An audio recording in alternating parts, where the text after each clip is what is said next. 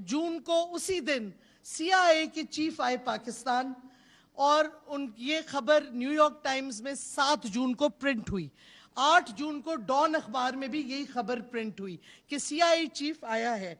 अब क्या क्यों आया है, क्या करने आया है, बट टाइमिंग देखें, अनाउंसमेंट होती है कि तकरीबन एग्रीमेंट होने वाली है। तो ये 19 जून को फिर क्या होता है, जिधर से असल रिजीम चेंज की तरफ जाती है अमेरिका भी, हमारी जो हैंडलर्स हैं, जो लोकल कंस्पिरेटर्स हैं, वो उनके सबके इंटरेस्ट कैसे मर्ज होते हैं। क्योंकि 19 जून को उस वक्त प्राइम मिनिस्टर इमरान खान ये पब्लिकली इंटरव्यू में कहते हैं absolutely not to American bases. उसके बाद कैबिनेट भी ये व्यू को सपोर्ट करती है।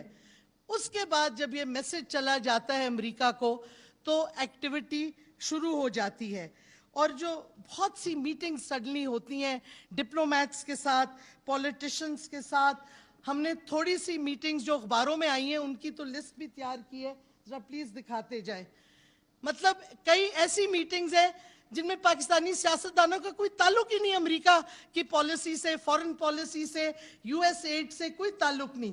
किस तरह मिल रहे हैं, क्यों मिल रहे हैं, ये सवाल उठता है। लेकिन ये फ्लरी ऑफ एक्टिविटीज हो जाती है।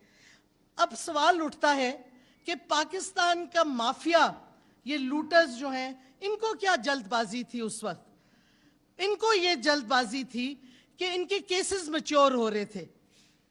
तो जब सवाल लोग पूछते हैं ना वाई नाउ, अब क्यों, जब मईशत भी ऊपर जा रही थी, सारा कुछ स्टेबलाइज हो गया था, कोविड से हम निकल आए थे, उसका जवाब बड़ा सिंपल है।